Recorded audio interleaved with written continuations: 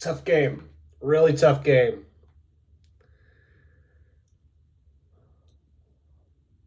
Yeah. Frustrated to say the least. Um, I felt like we kind of missed a chance to steal one from LA Galaxy. What is up, everyone? My name is Ty Roeder, host of the Verde and Black Show here on YouTube with your in depth look, analysis, recap of all things Austin FC. Yeah, I wanted to record this yesterday, but felt like I would just go on a long rant about all of the things that happened in the game. I still probably will do that today. However, I'll try to look at it from, a couple different perspectives and, yeah, takeaways. So initially, I was just going to rant the entire video about how I didn't think we are as good as we say we are, either from a fan base or from a roster standpoint. But I'll try to, keep some optimism in there. It was a very frustrating game, and I think we got very lucky that it didn't end up 3 or 4-0. Um, right off the bat, first glance, I wasn't there. Kind of happy I wasn't there because I think I would have been even more frustrated. It looked hot, felt hot. I was inside my house, and my gosh, I can't imagine being out there for 2 hours in this heat. So kudos to everyone who went out there. Unfortunately, we lost at home, which I'd like to think moving forward is something that very seldom happens in the future. I think we can use Q2 as a fortress, and I think that's kind of what Josh Wolf is looking to do with this squad. But from a game standpoint, I'll just start. We had Tarbell in, Stuver's out. It doesn't look like it's going to be that serious with Stuver. Some lacerations in his knee. I expect him to be back against Real Salt Lake next week, which, granted, I think Stuver probably would have kept out that long range shot. I think some of that is just inexperience on Tarbell. And I also just think, from my estimation, and I mean the roster page on Austin FC's website, Stuver's a little taller, so I think his outstretched hand could have gotten that as opposed to Tarbell. And I think Tarbell just wasn't expecting Marky Delgado to take that shot from outside the 18. It was a great shot. I mean, kudos to them. Put us behind the 8 ball a little bit in the 6th minute, especially in that heat, having to chase the game against LA Galaxy, who looked really stellar. But I think LA Galaxy looked stellar, not necessarily on offense, in my opinion. I know they missed some chances, but on the defensive side, and I think their defensive prowess came at the result of our inability to really do anything with possession. Um, Gabrielson and Cascante pissed me off probably the entire game. I don't know why we feel it's necessary to, one, do it, but secondly, to not have the players capable of doing it. Gabrielson and Cascante, one, they look lethargic on the ball. They're launching 40 to 50-yard balls over the top that are just, the touch is terrible. It's so bad. You give me a ball, I can kick it 40 to 50 yards and it not hit the opponent, or I'm sorry, not hit the player. But I mean, time after time after time, Cascante, Gabrielson. I'll give Ring and Pereira some credit. I trust them, and even Driussi laying in balls over the top. But our center backs could not do anything with balls over the top. And that leads me into my next point. Why are we playing out of the back when we are losing? It's not working. It's one thing if we have if it's 0-0 or we have the lead, but I mean we get caught in possession And LA Galaxy probably could have had at least another goal in the first half. It was abysmal. I mean, I like Gabrielson and Cascante. I mean, I prefer Cascante over Gabrielson. Gabrielson just kind of looks like a big Hulk out there. And, for being as big and tall as he is, he's not really a threat in the air, which is kind of worrisome, especially on the defensive end of things.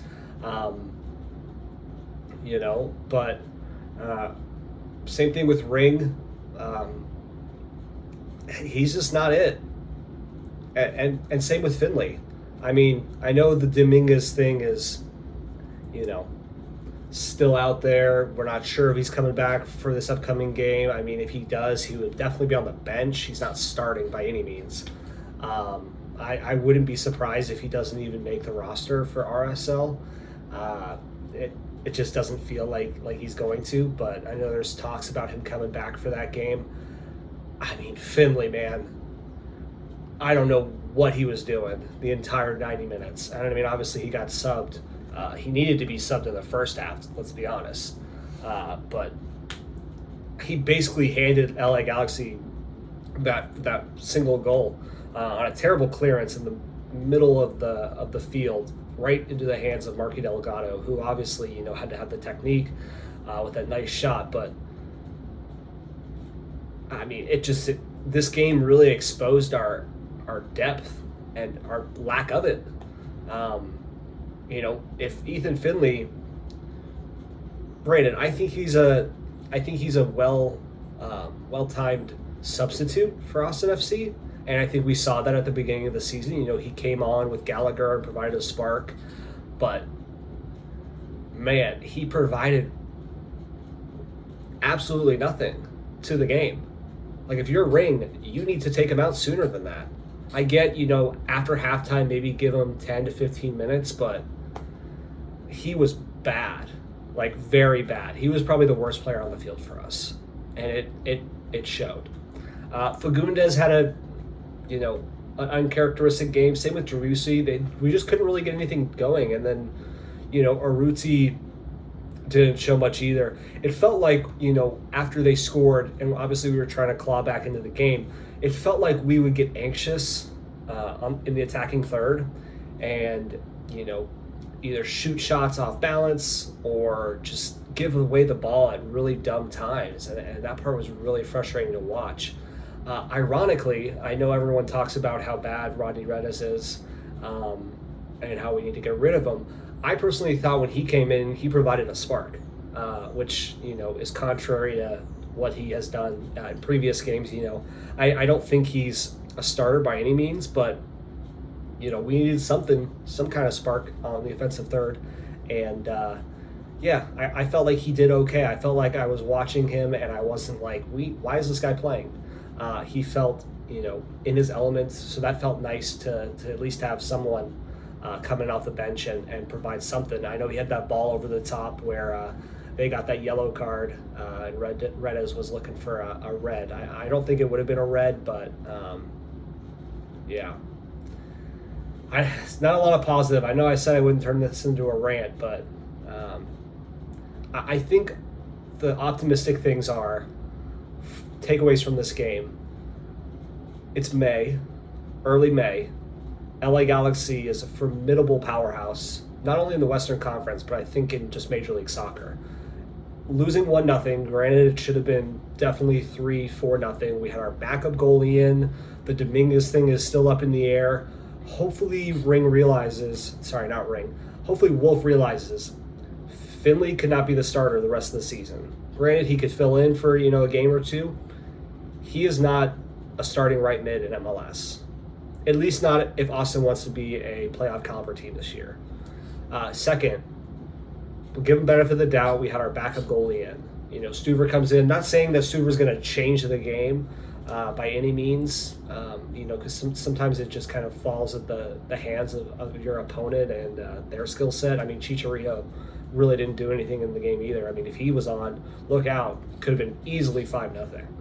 I know he had that one shot that he launched over the bar from 2 feet from the goal, which I don't, you stick anyone out there with 2 feet and they could probably put it in the back of the net. But that's neither here nor there. So there is optimism. We didn't have our full squad, I think, that we would like out there for a game like this. And I hope it opens up to the fans and Wolf and Claudio Reyna's eyes that, maybe in the transfer window, we go out and get someone. I mean, granted, Driussi is by far our best player. I would say second, you probably put Pereira in there.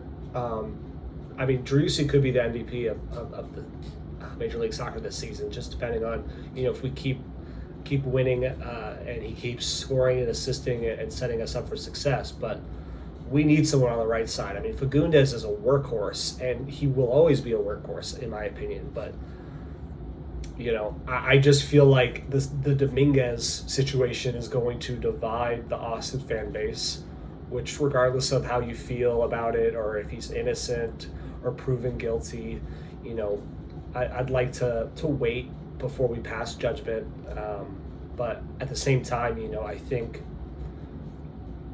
with such a large fan base already against him, the jury's kind of out on what you need to do. Whether that's maybe he never plays again for Austin FC, I don't know. I guess you could bring him back and kind of gauge the reaction from the fans and then kind of take it from there. But I think as the club, you need to be proactive in making the decision rather than letting the fans dictate what they want. Because ultimately, Austin FC is going to have a lot more information than anyone on the outside has. So, you could say that, he's a domestic abuser here, whatnot, all these things. But unless you actually know, it's kind of hard to pinpoint on a specific person. So I guess, we'll just kind of have to wait and see with that. But, I mean, like I was just saying, with Finley, even if Dominguez comes back, what type of form is he going to be in? Might be better to have Finley out there just from the form standpoint. I mean, Finley's been playing at least, so I don't really know about that. We'll see. Who else you throw out there? I mean, Valencia is not really a right mid. I guess you could put Hosen on that side and keep Fagundes in. Or maybe throw in like Hector Jimenez and Nick Lima on that right mid, but one of them is most likely going to be playing right back. So it's tough. I am glad that we kind of got woken up to realize, everyone was doubting us, we're killing it. Why is everyone doubting us? Why are we falling in the power rankings? And it's like, here's why we are falling. Here's why no one respects us yet. I think if we would have won this game or even tied, I don't think, while yes, I would have loved a point or 3 points and got on top of the league, I would rather have a wake-up call in May than, August and September. Wolf realize, man, maybe our depth isn't that good. And granted, he probably already knows this. It's not like I'm telling him anything new, and obviously, who knows if he's even listening to this, but I would rather have these wake-up calls and wake-up games, even at home, and definitely on the road, to where, it builds character, it builds team strength, so we go through these trials and tribulations to hopefully come out on top. So yeah, that's kind of my 2 cents. I don't really have a player of the game, honestly. I know everyone's gonna probably give me crap about this, but I really liked what Rodney Redes did. I feel like everyone gives him short end of the stick, and rightly so, being our first signing.